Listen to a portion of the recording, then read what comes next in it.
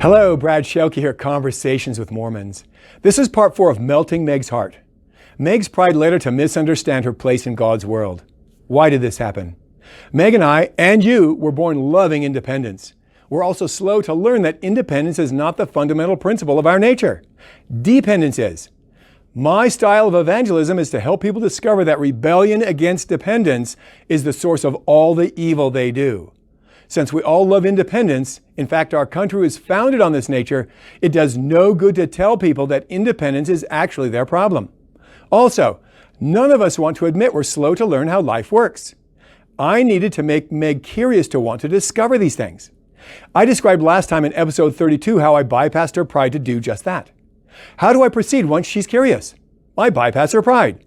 If dependence is the fundamental principle of her nature, then her desire for independence is a contradiction to who she really is.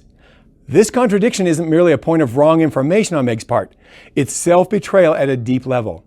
I needed to help her notice her self-betrayal and do it in a way that bypassed her pride in order to give her freedom to be vulnerable and even intrigued to discover the source of her self-betrayal. If I didn't do this, she would respond in a way to protect her ego, which is empty, fragile, painful, and busy. Here's how I worked my so-called magic to do it. Last week I ended on my humorous interchange where Meg declared that she's always a fully valuable person, but sometimes forgets that fact. She clearly saw that forgetfulness as wrong, but not yet as a deep-seated betrayal and something evil. To whet her appetite to discover this, I asked why she forgot such an important thing. She didn't know. I said, Meg, you actually know it deep inside, but your pride hides it from you. Here's a weird question to help you understand. Do you like men objectifying you? She replied that she's a person, not an object. I then asked if she would encourage me to objectify anyone. She said that's always wrong. Is it okay for her to objectify people? She declared that it's always wrong for her too. I then asked if her negative thoughts included self-condemnation. She said they often did. While condemning yourself, were you rejoicing in being a fully valuable person? She said no. So were you seeing yourself as a person? She replied, more like an object. What were you doing when you saw yourself as an object? Meg smiled in surprise and said, objectifying myself. I thought you said that's always wrong.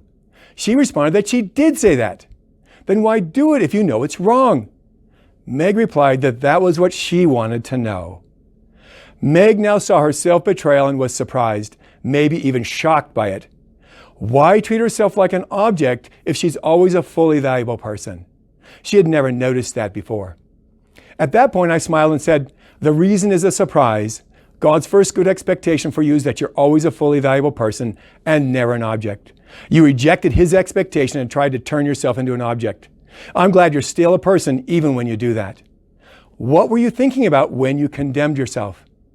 Meg said she wasn't doing as good as she thought she should. Minutes earlier, I had told Meg that God has 4 good expectations for her that Satan deceives her about. It was time to reveal the second one, God's good expectation for how to measure good behavior. Meg, should you have good expectations for yourself? She confidently said yes. Her yes gave me permission to use God's key of knowledge on her heart to bring her to Isaiah's experience of his pride being melted by God's goodness, by His flawless moral law. I said slowly, Meg, your self-condemnation reveals a problem with your expectations. They're too low. She responded with a smile of surprise and said she thought they were too high. She obviously wanted to hear more from me. My intentional long pause before saying low invited her to finish my sentence for me. Many people do and always say high. I then immediately say low and watch for the response of surprise. I often draw attention to that fact of their surprise.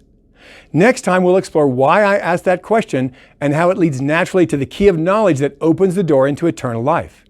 Until then, please join me in thanking God for giving us a key into moral goodness. Welcome to the conversation.